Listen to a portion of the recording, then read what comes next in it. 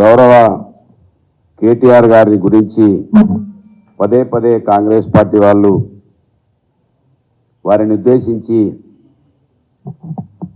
మా కార్యనిర్వాహక అధ్యక్షుడిగా ప్రతిపక్ష నాయకుడిగా ప్రజల గొంతుకను వినిపిస్తున్నటువంటి క్రమంలో కాంగ్రెస్ పార్టీ వారిని చాలా ఘోరమైన పదజాలంతో అహంకారిగా వివిధ రకాల మాటలతో వారిని తిడుతున్నటువంటి పరిస్థితిని ప్రజల ముందు ఉంచాలని, వారు మాట్లాడే మాటలు ప్రజల కష్టాలను ప్రజలను ఆఖరి తీర్చేందుకోసమే మాట్లాడుతున్నాడనే విషయాన్ని కాంగ్రెస్ పార్టీకి దృష్టికి తీసుకురావాలని మంత్రి నియోజకవర్గం నుంచి పెద్దపల్లి జిల్లా ప్రజాపరిషత్ అధ్యక్షునిగా వాళ్ళ కాంగ్రెస్ పార్టీ బీఆర్ఎస్ పార్టీ ఏమీ చేయలేదని అంటూనే ఈరోజు బీఆర్ఎస్ పార్టీ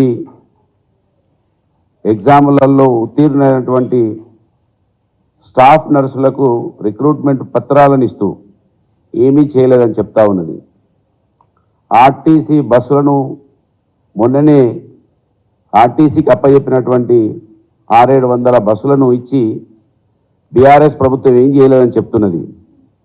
కాంగ్రెస్ పార్టీ ఎంతసేపు అబద్ధాలు చెప్పి మాయ మాటలు చెప్పి అధికారంలోకి వచ్చిన తర్వాత మళ్ళీ అదే విధంగా మాయ మాటలను ప్రజలను నమ్మించి ముందుకెళ్లాలని చూస్తున్నటువంటి క్రమంలో అది గమనించిన కేటీ రామారావు కావచ్చు, మా పార్టీ నాయకులందరూ కూడా ప్రభుత్వం దృష్టికి తీసుకెళ్తా ఉంటే అట్లనే నమ్మి మోసపోవాలని చూసి కాంగ్రెస్ పార్టీ వాళ్ళ మళ్ళీ అదే అబద్ధపు మేము ఇంకా చదువుకోనే లేదు, మా పార్టీ మొన్ననే అధికారంలోకి వచ్చిందంటే నిజంగా నవ్వొస్తూ ఉన్నది.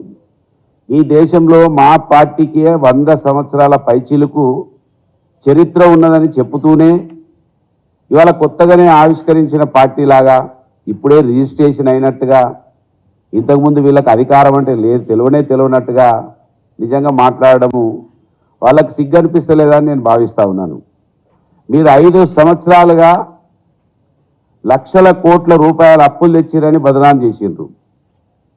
ఇవాళ ఆ అప్పులు ఉన్నాయని తెలిసి కూడా మీ ఉపన్యాసాలలో చెప్పిండ్రు డిసెంబర్లో అవలారా 2000 పెన్షన్ తీసుకోకండి, 4000 పెన్షన్ ఇస్తామని ఇవాళ ఉన్న గౌరవ ముఖ్యమంత్రి గారే చెప్పినారు. 200 యూనిట్ల కరెంటు సోనియమ్మనే బిల్లులు కడుతుంది, మీరు బిల్లులు కట్టకండి డిసెంబర్లో అని వారే చెప్పినారు. 10,000 రూపాయల రైతు బంధు తీసుకోకండి రైతులారా, మేము 15,000 ఇస్తాము అని గౌరవ ముఖ్యమంత్రి గారే చెప్పినారు.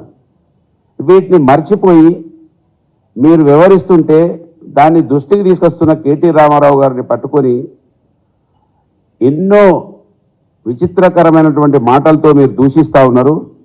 దీన్ని తీవ్రంగా ఖండిస్తూ ఉన్నాను.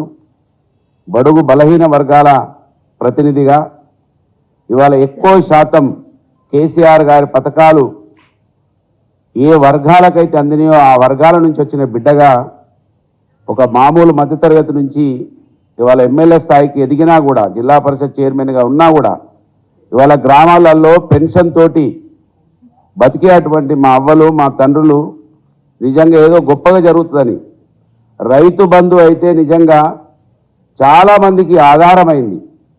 రైతు బంధుతోటి వాళ్ళ రైతులలో ముఖాలలో కొంతనన్న కొంత చిరునవ్వులు వచ్చినాయి. దాన్ని వాళ్ళ మంట కలిపినటువంటి కాంగ్రెస్ పార్టీ ఇంకా మరి ఎదురుదాడి చేయడము, మేము చదువుకోలేదని చెప్పి సానుభూతి పొందే ప్రయత్నం చేయడాన్ని తీవ్రంగా ఖండిస్తూ మీ కాంగ్రెస్ పార్టీ ఎప్పుడు అవతరించింది, ఏం మాట్లాడుతున్నారో ఇవాళ ప్రజలకు జవాబు చెప్పాలని ఖచ్చితంగా కేటీఆర్ గారు ప్రజల పక్షాన మాట్లాడుతూ ఉన్నారు. దానిని గమనించండి. మీరు ఇప్పటి వరకు కూడా ఒక